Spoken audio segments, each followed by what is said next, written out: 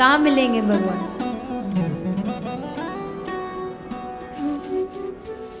भगवान से पूछा नारद जी ने, ये प्रश्न नारद जी का है।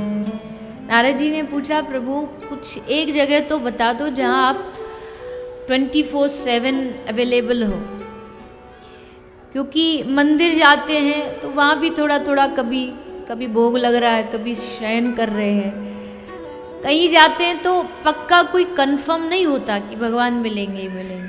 तो कोई ऐसी जगह बता दो जहाँ आप मिलेंगे। तो भगवान ने कहा, ना हम वसामि वैकुंठे। अगर आपको लगता हो कि नारायण वैकुंठ में रहता है तो नारायण भगवान कह रहे हैं मैं वैकुंठ में निवास नहीं करता। निवास नहीं करते का मतलब यह है कि रहता तो हूं पर 24 घंटे ही वहां मिलूंगा, ऐसा कोई ऐसी गारंटी नहीं, ऐसा कंफर्म नहीं है। ना हम वसामि वैकुंठ। अच्छा प्रभु वैकुंठ में नहीं रहते तो योगियों के हृदय में रहते होंगे। तो कहा योगी नाम हृदये न च, मैं योगियों के हृदय में भी रहता हूं पर हमेशा मिलूंगा ये भी पक्की बात नहीं। जरा सम्मन गड़बड़ हुआ तो सोई निकल के चला जाऊंगा। तो फिर प्रभु आप कहाँ मिलोगे? तो कहा मद भक्ता यत्र गायन्ति तत्र तिष्ठामि नारदः।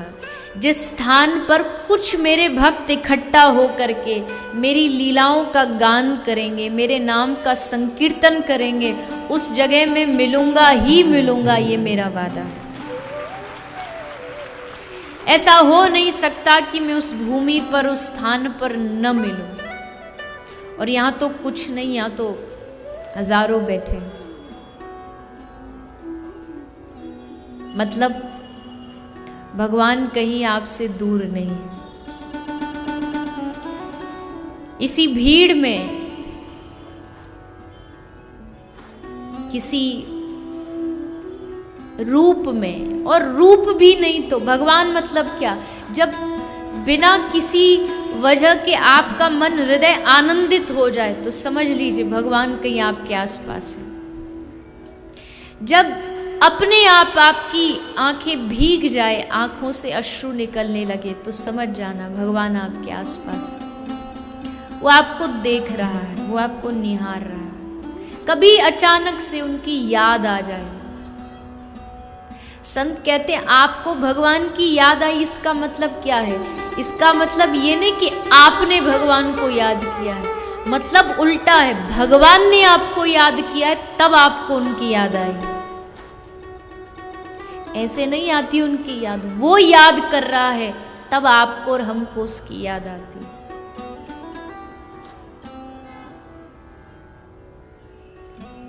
जहां भगवत कथा हो, जहां हरि नाम हो, जहां संकीर्तन हो, वहां भगवान हमेशा हमेशा, और कुछ भी नहीं तो किसी भक्त के रूप में ही आ जाएंगे। दिखने में लगेगा बड़ा साधारण है, हाथ है, पांव है, लेकिन वो भगवान आपको कृपा करने के लिए, आप पर आशीर्वाद बरसाने के लिए वो आपके मध्य आता है।